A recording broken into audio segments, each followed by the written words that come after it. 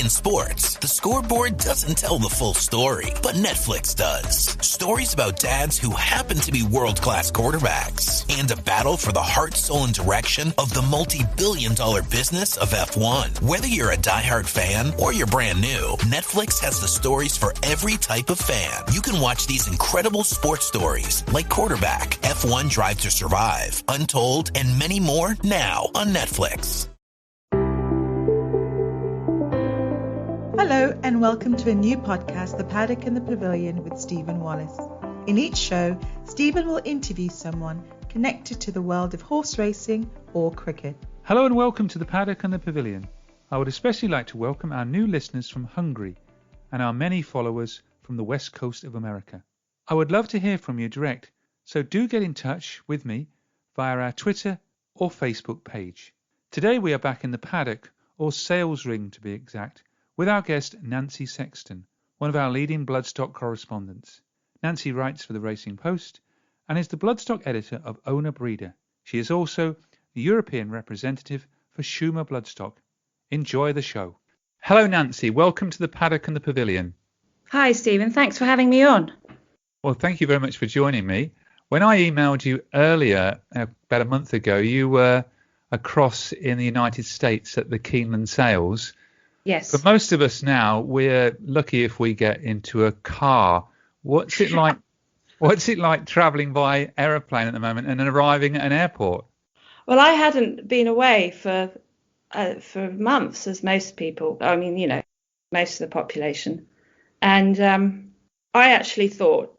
I had my documents saying that I could go to the sale, and organised by Keeneland, and they have very good contacts and Homeland Security out there.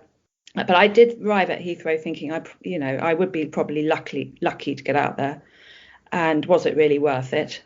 And when I turned up at Heathrow, the very nice guy at Homeland Security went, "Oh, I suppose you're going to the Breeders' Cup," because he'd had a string of them, string of trainers and owners and jockeys and then sale participants. And anyway, just arrived and sort of carried on with business really. Yeah, it was quite eerie. Coming back, there were only 30 people on the plane, including crew. And then, coming back and having to do quarantine and all that. But it was actually quite smooth and actually quite nice without many people there, if I'm brutally honest. Do you still get the in-flight movie and the evening meal and things like that? Yeah. We still got that, yeah? Yeah. No, they're doing their best, in fairness. I think a lot of the flights, I flew into Atlanta, a lot of the flights coming back have been changed into cargo, or they're being cancelled. And obviously, there aren't that many flights anyway. But no, it was a different experience, that's for sure. And you have to feel for all the airlines, it's unavoidable, but just wonder how many, will be able to keep going, and staff involved and all that. But quite a few racing people did manage to get out there, and adhering to all the protocols and all that. And there were loads of Irish and English and French at the sales, and is great because business does need to be done. And the Breeze Up boys came back from Keeneland in September with a load of yearlings, and it keeps the whole wheel turning. Well, thanks for that. Let's start by finding out more about one of our senior bloodstock correspondents. How did you get into racing in the first place? It's same with most people, really. Family were in it, not in a major way. My uncle ran a small stud farm, but it wasn't a major family business. That that was the day job, was sort of working in the family firm in Salisbury. But beyond that, the hobby very much so was racing and horses, and and the could had horses with David Ellsworth and Bill Marshall, and go racing whenever he could really. It was probably easier for smaller breeders then. You pick up stallion shares, make money out of them, do the horses yourself, breed race horses as opposed to sales horses. And it's just instilled in us that racing was good fun, great people, and just very lucky to be able to sort of go racing and go on the gallops and sort of meet people along the way. So when do you remember the first day you went racing? Or I was very little, and I remember being very tired. I think we had a runner with Martin Bosley at Newbury, being dragged around by the hand and not really enjoying it. And then one memory that really does stick in my mind, I was told by my father that there was a very good filly of Peter Chapel Hyams running at Salisbury that day, and I probably needed to come out of school to watch her. And that was Balanchine, who she won at Salisbury first time out, and then of course she was bought by Godolphin off the back of that. And I remember that, and fond memories of Salisbury ever since, because that was our local track, you know. And you'd always see a nice 2-year-old there, or you know, I remember seeing Sir Percy run there, and nice, knowledgeable crowd, and just a friendly track, you know. So it was in your blood then, yes, racing. Yeah, definitely, yeah. Definitely. But I think it is with, you know, with a lot of people, especially if they're working with horses, you know. You look at all the studs around; their families are in it, you know, and it's just second nature to them. Now, not this year quite so much because of the pandemic, but normally you do quite a lot of travelling in your job. Yeah. Just for listeners of the Paddock and the Pavilion, briefly, could you give us a sort of rundown of the sort of sales calendar during a typical year? God, it's non-stop. You know, a lot of people would choose to cover Australia, so there'd be January Magic Millions, Inglis, Karaka, and then others might focus on America, and then Europe. I mean, if you chose that way of life and wanted to do every single sale, you'd never be at home. But I suppose in the Northern Hemisphere, a lot of people would start with the breeding stocks in the beginning of the year. Some people go to Keeneland, others would sort of stick in Europe, and then the breeze up sales start in April and go through to July, well, late June, early July, and then you got the national hunt sales going on the background, store sales going on throughout the summer, more breeding stock sales, more horses and training sales, and then a lot of people would go out and do Keeneland, and that's 2 weeks of September yearlings.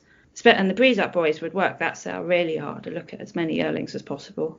And then the yearling sales season, Arcana in August, Doncaster, Goffs, and then 2 weeks of Tattersalls, and then it's just non-stop, and then the breeding stock sales after that, and then it all starts all over again.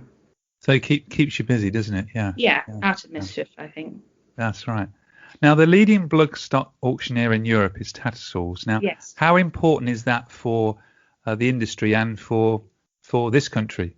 It's the barometer of the market. I mean, it does have competition from Goffs and Arcana across Europe, but it would attract the majority of it would attract sort of a lot of the better yearlings, especially from British-based vendors.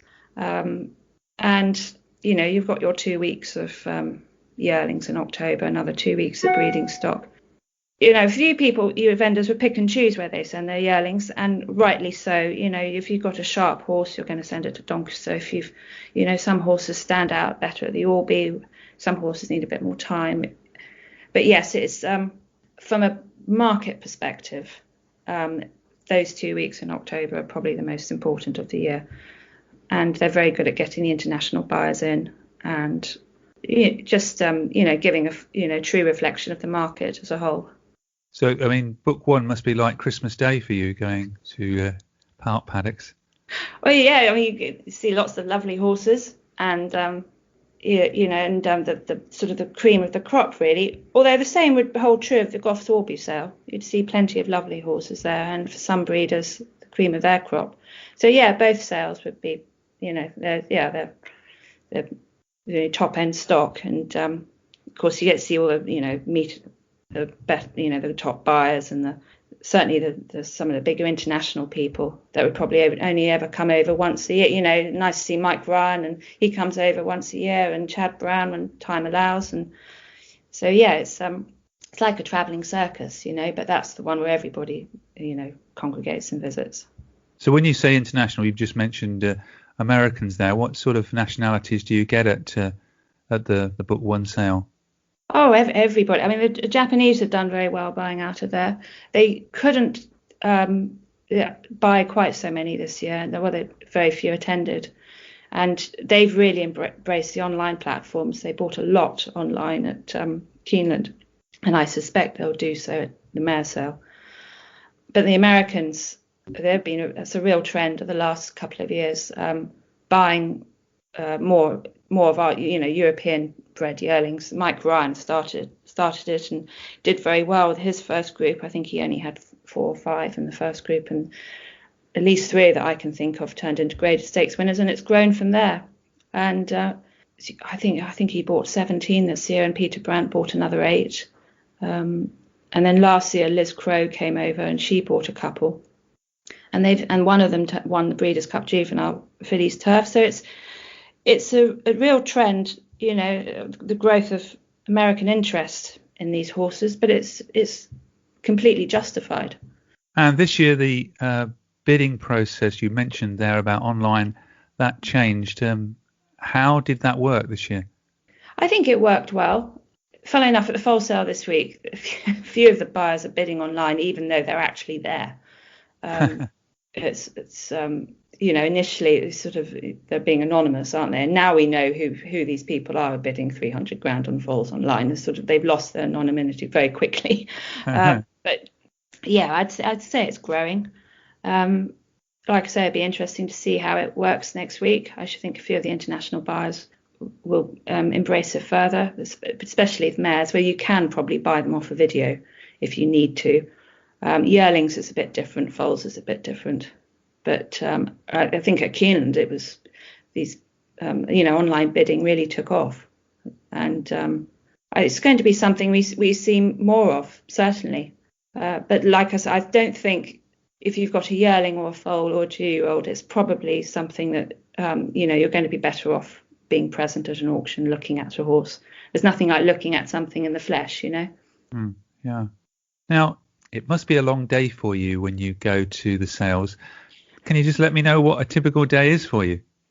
Yeah, it's to be honest, I've probably taken on too much because we start looking early in the morning, and it depends who I'm working for, really. And then if I'm doing a report, I don't do the blogs now for the Racing Post, and that used to be a very long day. Then, you're there. When you say early, what sort of time is that? At 7:30, they're showing. Yeah. Which was interesting yesterday because the fog descended and none of us could really see what we were doing. Mind you, some foals, that's probably better. And and then, they're selling quite late, Tattersalls occasionally. So yeah, it can be, but it's great. There's great crack and great people, and it's nice to see everyone. And in a normal year, there'd be plenty of bad behaviour, which makes it worse because then you arrive hungover the following morning. So actually, that's been quite nice this year. Actually, being sort of fresh-headed for most of it. Oh, so no late nights, no. Can't. You tried. And that's the thing you miss the most, then, yeah. So yeah, and then Keeneland, that'd be about the same. I work for Chad Schumer, and he's very diligent. Would look at everything. He more or less everything in the sale, and they were selling 300 a day. That can be quite challenging. But we split it up and go through everything, and and then he'll have a list of probably about 60 that he bids on, and you'll get some and you won't get others. But see, Keeneland will always end sort of 5 o'clock in the evening, so that's a bit different. You've always got an end, whereas Europeans tend to linger over individual lots. But you must spend a lot of time reading through the catalogues before you've even attended. Yeah, because a lot of it's luck, but you also have to get as not much knowledge about everything as you can, particularly who owns the horses, who bred them, and that's half the battle. And then pin hooks and updates and potential angles to a pedigree. It doesn't always work out, but a lot of it is knowledge, and then hope for the best. Yeah, and how do you? I follow look at the size chart, and I know some sort of lines, but how do you know as much as you know? It's like, did you like history at school, or how did you get to know what you know? I couldn't do it with any other subject. I think it's the same with anybody in the industry, though, as well, to be honest. We all, because we're around these horses every day and around the industry, it becomes second nature, as it would for someone in art, I suppose, or someone looking at the financial markets or whatever. You get an understanding of it. Now, if we left it for 6 months, didn't read the TDN or EBN every day, we probably would lose an awful lot of knowledge, or didn't attend the sales even, because, you know, what the market wants is very different to what's actually happening on the racecourse sometimes. So, and trying to predict that can be even more challenging than actually following what's going on. Because I would imagine in some ways it's got harder because the racing industry, bloodstock, has become more international than it was, 50, 60 years ago. Yeah. And I don't know how there are people out there who follow it so religiously. I mean, the jumps, the European side, the American side, and the Australian side, they've got it all. I couldn't do that. And that's, I try and follow the Australian side, but I wouldn't know as much as, say, a few of the people who do work that side, or plenty of them. It's, there is sort of information overload, but if you're working for clients, or you've got to do your best and try to, sort of make the best of it. But, I'm lucky with working for Chad Schumer that, he's in the American industry, he's engrossed in it and has been for the last 30 years. And I think we bounce ideas off each other and work away with that, and he probably does the same a little bit with me, with the sort of the European side, what might work out here, and if there's anything he could buy to race in America and all that. But I think if you look at who's successful in the industry, there's usually a team of people. It's not one individual trying to keep up with everything. And figures wise, at Book One and the sales in general this year, how have they gone? They were surprisingly resilient. I mean, you go up to Tats and, it was like nothing was going on, apart from obviously the protocols.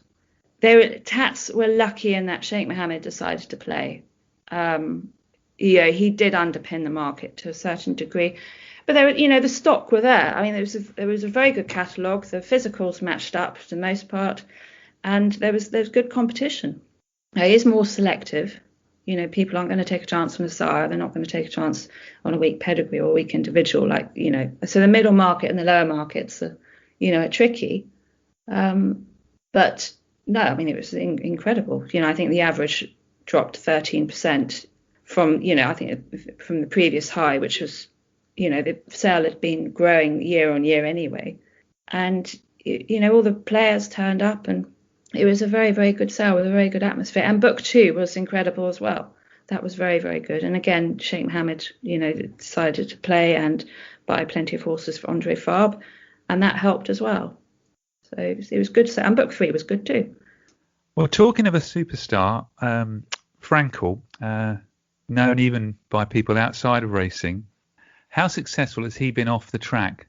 He has been very good. His stats are very good. Black type winners of runners and foals of racing age places and right up there. Look, I mean, he's had every chance to succeed. He's great depth of support from Juddmonte and some of the world's top breeders. And people are always knock him for that. The expectations are incredibly high, but he's I think in my book he's backed them up, and I would have no hesitation in using him. He's classic winners and plenty of Group 1 winners. He's done very well in Japan, so you've got that market wanting them. He's a good stallion. Logician and Annapurna and Quadrilateral. I mean, he's had them. Good 2-year-olds, good 3-year-olds, older horses, stayers. Milers, very good miler in Japan. He's now the next chapter is obviously Cracksman's got his first foals, a few Frankels retiring to stud. We're now seeing mares by Frankel produce foals. Be interesting to see how that side of it develops. But great horses don't always make great stallions, though. No, not at all. But he had every chance. Like I say, he had the support, he had the obviously the race record, the owners, the looks, the pedigree. Quite often these very good racehorses, sometimes, if they don't have the pedigree to back it up, they can fall in a hole. And we've seen it, plenty of times. But, if they have the right support and the pedigree, then they quite often, they do live up to expectations. See the Stars as another example. He great pedigree, great racehorse. And he's now a leading sire. And generally, do you get what you pay for when you're buying a yearling? Well, it's all luck, really, isn't it? Like you could the best physical, the best, for coming off a good stud with a nice pedigree and all that. And so many things can go wrong. And that's partly the beauty of it, because it gives everyone a chance.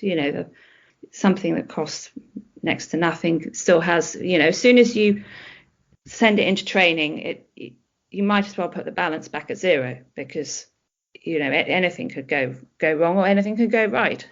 So I suppose, the only time that doesn't really hold true is a filly with a big pedigree. She'll always hold a residual. And, if you spend 300 grand on a filly with a very nice pedigree, she'd probably still be worth close to that, even if she never ran, until proven, otherwise at stud. And Frankel, did you get to see him racing at all? Yes. Yeah, many times. I think the first time, when was it? The Royal Lodge, it was the last Royal Lodge at Ascot, I think. And that was when we all, realised that this is probably something very special. It's really, I think Treasure Beach was running in the same race, and he made Treasure Beach look very, very pedestrian. And then, I think when did few. You must have seen him at Newmarket, yeah. Yeah, seen him at Newmarket. Yes, and then he won the Dewhurst, didn't he? And then the Juddmonte International, that was another very, very good day. That was York erupted that day. And then when he came back and won the Champion Stakes again, Ascot was, buzzing. So, yeah, he's a tremendous horse and a great presence to him. Always accompanied by Bullet Train. I remember that. And you used to see him on the gallops going out with Bullet Train. And, it was great. And, of course, the story of Sir Henry Cecil and, the whole story was good. Yeah. So when you go racing and you pick the race card up, do you look at the form or do you look at the breeding? It depends, I think. It's like anybody. If it's a maiden, probably look at the breeding. Well, you would, see. Yeah. And if it was, the handicap or, something else, you'd look at the form. You'd have to, and then work it out from there and hope for the best. And do you get to go racing quite a lot? Well, I did. You did? Oh, yeah. Oh, of course. Yeah. I fell into that really, didn't I? Thank you very much this year. I fell into that. It reminded me of my question I recently had with Richard Friedman when I asked him about the Melbourne Cup. What would it be like this year? And he just said quiet. Oh, yes. Yeah. Which is a good answer. But, yeah. In a normal year, do you get to go racing a lot? I try and go whenever I can. I mean, I'm, lucky I live in Newmarket, so I can go, to meetings and what.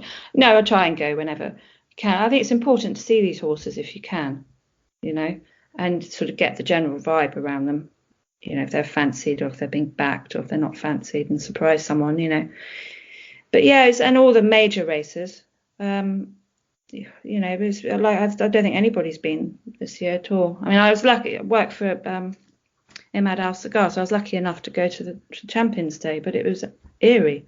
Oh, it must have been, yeah. It was. I mean, it was great to see the horses, absolutely lovely. But it was pretty strange, and everybody said the same. When you do, it's lovely to be able to get the chance to go to any race meeting, like it's been, in the COVID world, being let out. But that's it. When you actually get there, it's a bit different.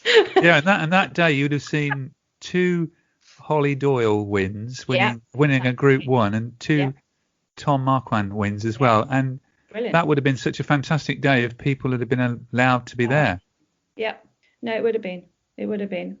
But Ascot tried their best. I mean, this is the whole thing. Everybody's trying their best, and the staff are wonderful and all that. But of all the courses, not to have a crowd, I mean, that one, it's just so big and empty at the best of times. But anyway, look, it was a great day. Very lucky to be there. And have you got, in all the times you've been racing, a favourite day's racing you can recall? I suppose I was lucky enough to be at the Breeders' Cup when Blame beat Zenyatta. And I'll get shot down for this, but I was a Blame fan and I'd backed him. And they came flying past and the whole track was shaking. I've never felt anything like it. And that was amazing. And then, of course, Zenyatta was beaten and the track sort of deflated.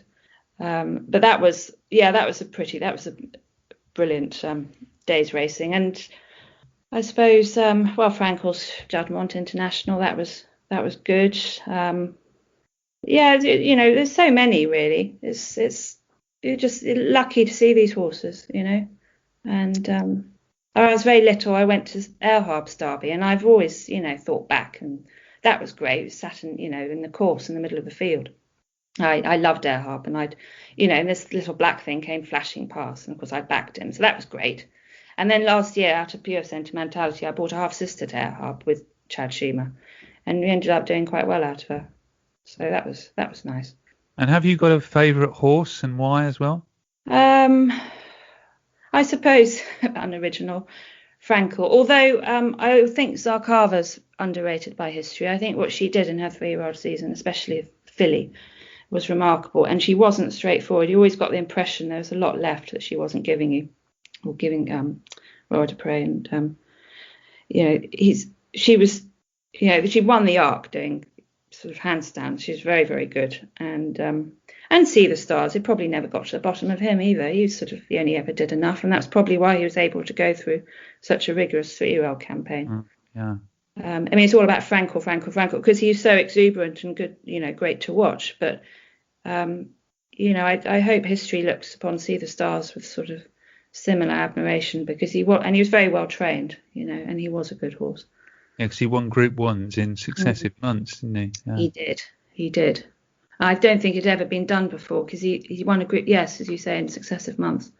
Nashwan did that Guineas Derby Eclipse, King George quartet, didn't he? But, I think See the Stars went right through the summer, didn't he, by winning Group 1s. So he was very special. What about your favourite race course? And do you go national hunt racing occasionally as well? Yeah, a little bit. I'm dragged along. Go to Cheltenham. Things like that. My favourite race course, probably somewhere like Newbury or Salisbury. Enjoy Salisbury, nice friendly track. I say you tend to see a good horse there, especially in the maidens. Goodwood's very picturesque, but Goodwood is all or nothing. It can be absolutely beautiful or vile, depending on the weather. But yes, I probably Salisbury or Newbury. Well, that's quite timely today with racing being on at Newbury. Well, thank you very much for being on the Paddock and the Pavilion. Oh, one other question I was going to ask. What about the future for Nancy Sexton? What are you going to write a book, or have you already written one of those? Or? I take, as a freelance journalist, you have to take each week as it comes, and just go from there, really. I'd like to have more horses. I've got no horses at the moment for the first time in a long time, which, is a bit like setting cash on fire, having horses, but it's quite, it keeps an interest anyway. But I don't, we'll just see how it goes, really. Could be book, more consultancy, whatever people want, really, and I can get away with. Well, hopefully next year you'll get more travelling, which will be a lot better anyway, and you'll be able to get on the race course. Yes. That will be a positive. But thanks again for joining me today on the Paddock and the Pavilion. Brilliant. I would like to give special thanks to Margot Webley for her PR work and voiceovers on the Paddock and the Pavilion. Thank you for listening to the Paddock and the Pavilion. You can download the show on Apple Podcasts, SoundCloud, Stitcher and Spotify. Follow us on Twitter and Facebook at The Pad and Pav. Sports Social Podcast Network. With the Lucky Land Slots, you can get lucky just about anywhere. This is your captain speaking. We've got clear runway and the weather's fine, but we're just going to circle up here a while and get lucky. No, nothing like that. It's just these cash prizes add up quick. So I suggest you sit back, keep your tray table upright, and start getting lucky. Play for free at LuckyLandSlots.com. Are you feeling lucky? No purchase necessary. Void where prohibited by law. 18+ terms and conditions apply. See website for details.